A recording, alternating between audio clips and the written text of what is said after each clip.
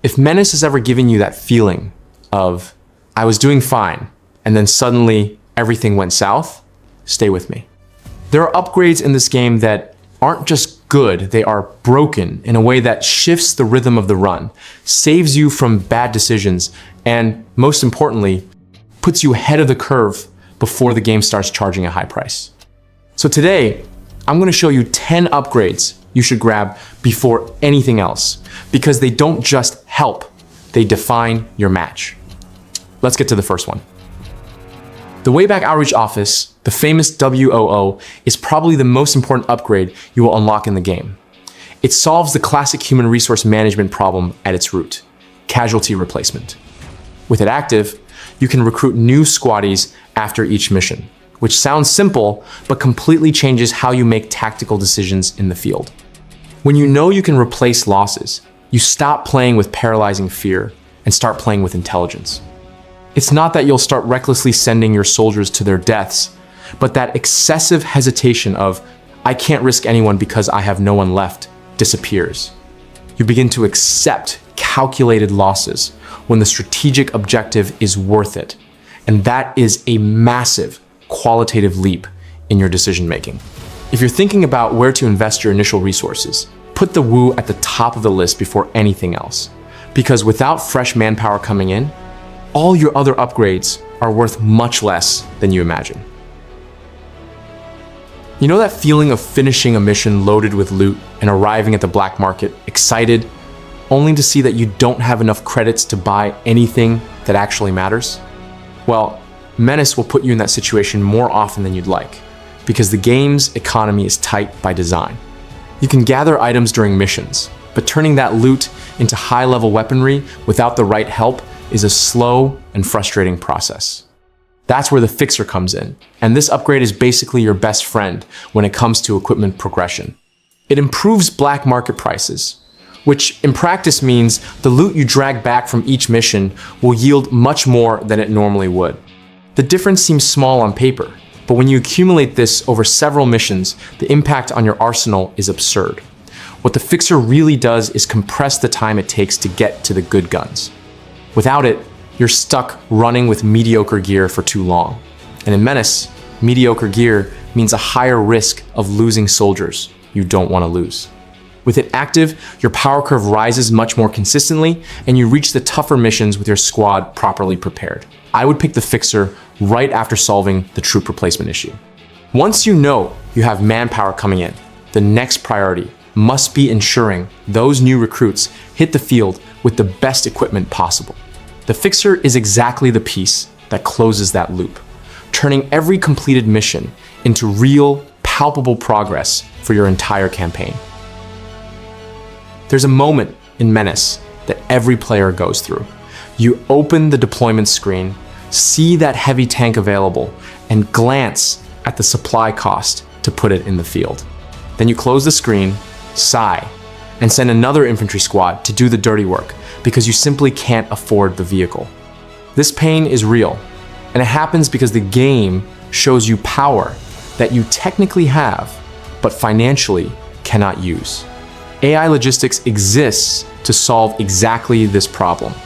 It drastically reduces the supply cost to deploy vehicles and pilots, which in practice means that heavy tank that used to stay on the shelf actually starts appearing in your missions. This isn't a symbolic 5% discount.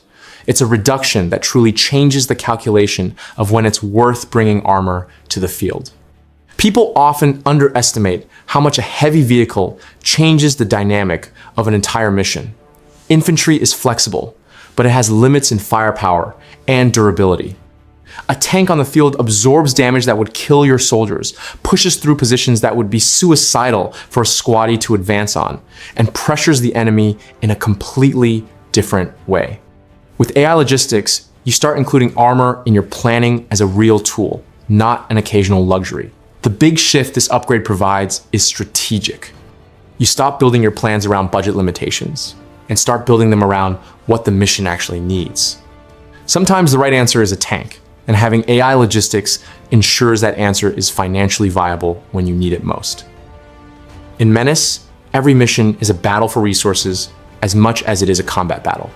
You spend supplies to deploy troops, spend credits to equip your squad, and feel the financial pressure grow as missions get harder and enemies get tougher. What most players don't realize right away is that the battlefield is full of money walking toward you, and Salvage Teams is the upgrade that teaches you how to see it.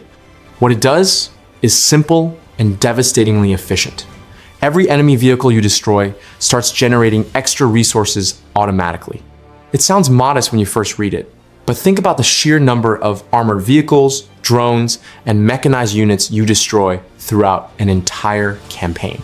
Each of those destructions that previously just vanished from the screen now becomes credits in your pocket, mission after mission, without you having to do anything differently. It's the kind of upgrade the game calls passive, but it's anything but passive in terms of impact. You don't change your strategy because of it, but the end result of your campaign is completely different. Players who grab Salvage Teams early reach the mid-campaign with a comfortable financial reserve, while those who ignore it are always playing catch-up and making bad decisions due to a lack of credits. What I like most about this upgrade is that it rewards aggression. The more enemy vehicles you blow up, the richer you get. It turns destruction into investment. And in a long campaign, this accumulates into a fortune that will fund the best gear, the heaviest vehicles, and the best armed recruits. It's the kind of synergy that makes you realize Menace isn't just about surviving missions, but about building a military empire, mission by mission. Every tactics player has had that moment of despair where a soldier is bleeding out in the middle of an open field. Enemies have a perfect line of sight on them, and you're staring at the screen knowing any movement will end in death. You think through all the options, and none of them seem good enough. It's exactly at that moment you understand why Smoke Drop exists, and why those who play without it wonder how they ever survived before. What Smoke Drop does is put one of the most powerful tools of modern warfare in your hands, the ability to control what the enemy can see. You drop the smoke, their line of sight drops, and suddenly that impossible situation becomes a window of opportunity. You advance troops that were pinned down, heal soldiers who were in enemy range, or simply reposition the entire squad without paying the price in casualties. Simple in concept, transformative in execution. What makes Smoke Drop so special in terms of cost benefit is that it multiplies the value of everything you already have. Your best soldiers stay alive longer because you can protect them when they need to move. Your medics can get where they need to go. Your tanks advance through routes that would be suicidal without cover. It's not an upgrade that replaces something else. It empowers everything you've already invested in your squad. And there's a psychological aspect to this upgrade that I find fascinating. It changes how you read the battlefield. When you have smoke available, you start seeing difficult situations as problems to solve, not as inevitable dooms. That entrenched enemy line stops being an insurmountable obstacle and becomes a position you will dismantle with patience and cover. Smoke Drop doesn't make you invincible, but it gives you the right mindset to never feel stuck. There is a specific kind of pain in Menace that only truly appears when you start getting attached to your squad, watching a veteran fall. It's not just I lost a unit. It's losing hours of progress, synergy, and that sense of confidence in having someone who always delivers. And in the heat of a mission, often it wasn't even a massive blunder. It was just a unlucky crit or a line of sight you miscalculated slightly. The Advanced Medical Bay acts as your most valuable safety net because it increases the chance of reviving fallen soldiers. This totally changes the weight of combat decisions. Suddenly, when someone gets shot and collapses, the story doesn't have to end there. You still have a real chance to bring that key piece back, and that alone lowers the pressure of having to play perfectly all the time. On higher difficulties, this upgrade becomes even more vital because economy and time become part of the challenge. Keeping veterans alive is almost always cheaper than training new ones. And not just because of the direct cost, it's the invisible cost of going into a mission with green troops who are less efficient, will miss more, take more hits, and pull you closer to the dreaded death spiral. The Advanced Medical Bay protects exactly what is most expensive in your campaign: accumulated experience. I like it because it rewards consistent campaigns. You invest in the advanced infirmary and gradually you notice your tragedy rate drops significantly. Fewer mental resets, less roster rebuilding, more continuity. It's not a miracle worker, of course, but it turns losses that would be permanent into manageable scares. And that's the kind of advantage that, in the long run, wins the war.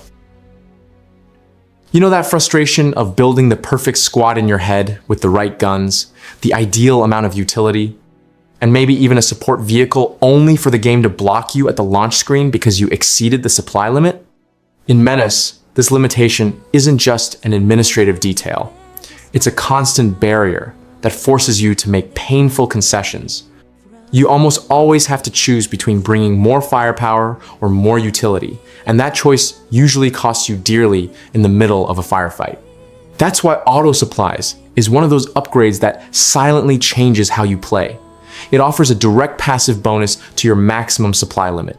This means that annoying restriction that forced you to leave a medkit behind or swap a heavy weapon for something lighter starts to loosen up. You gain breathing room during planning, and that room translates into more tactical options on the battlefield. With a higher supply limit, you can finally put those beefier squad compositions into practice. Want to bring heavy infantry and still have room for a light vehicle?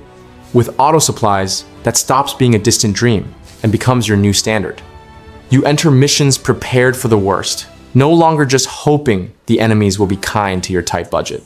Best of all, since it's a passive bonus, you don't have to worry about activating or managing it. You buy the upgrade, forget it's there, and enjoy the benefit in every mission until the end of the campaign. It's the kind of invisible investment that pays huge dividends, ensuring you never feel like you lost a battle simply because the game wouldn't let you bring the right tools. There's a lesson you learn very quickly as soon as you start putting vehicles in the field. Armor isn't magic, it's positional. You bring a massive tank to the mission, you feel in control of everything, and suddenly, an enemy with a mediocre weapon flanks your vehicle, hits the rear, and half the health bar of your $1 million investment vanishes in the blink of an eye. It's devastating to see how fragile a vehicle can be if you aren't looking the right way. The problem with piloting vehicles without the expert pilot perk is that rotating the chassis costs too many precious action points. You move forward to shoot, but then you don't have enough AP to turn and face the threat that just appeared on your flank. You end up stiff, trying to predict where the damage will come from, and you almost always get shot in the blind spot because the game doesn't forgive a lack of mobility. A stationary, poorly positioned vehicle in Menace is a metal coffin. That's why I consider Expert Pilot almost mandatory for any mechanized unit you intend to use seriously. It drastically reduces the AP cost to rotate the vehicle, and that completely changes how you operate in the field.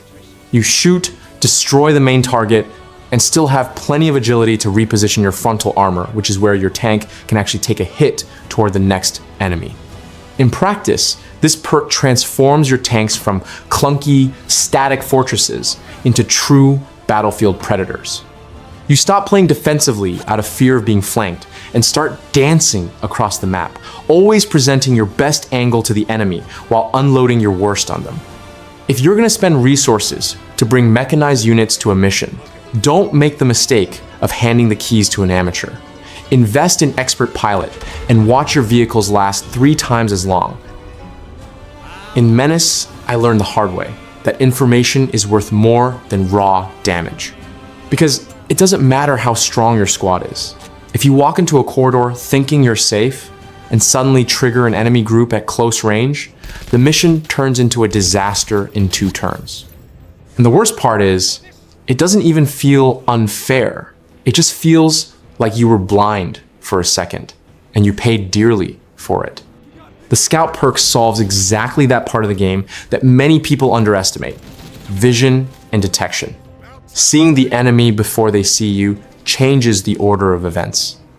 And in a tactical game, that is everything. You stop reacting to disasters and start writing the combat scene, choosing where to fight, when to fight, and who to fight. In practice, Scout transforms advancement into control. You identify patrols before bumping into them, Mark dangerous positions, avoid picking fights on bad terrain, and set up ambushes calmly. It feels almost like playing one turn ahead. While the enemy still thinks they're being clever, you're already lining up angles, setting up overwatch, and choosing the first kill safely. And there's a detail I really like. Scout isn't just about avoiding scares. It's about saving resources. Fewer surprise attacks mean fewer medkits used, fewer desperate retreats, and less risk of losing a veteran due to a bad activation. If you want consistency in a long campaign, this perk becomes that kind of silent advantage that mission after mission keeps everything on track. There's something in Menace you only notice when you start comparing two soldiers in your squad who participated in the same number of missions.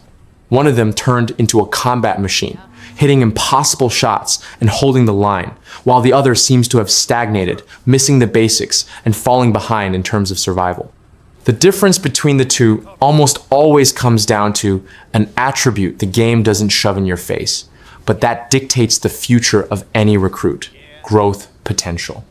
This is exactly why the Nutrix perk is one of those investments you make with your eyes closed if you want to build an elite squad. What it does is simple and direct. It increases the soldier's growth potential. In practice, this means every shot fired, every enemy downed, and every mission completed yields much more evolution in that character's basic attributes. They stop growing at a snail's pace and start making leaps in quality. The beauty of this perk is how it transforms mediocre soldiers into absolute monsters over the course of a campaign. Since we already discussed the importance of keeping veterans alive, Nutrix is the engine that makes those veterans worth it.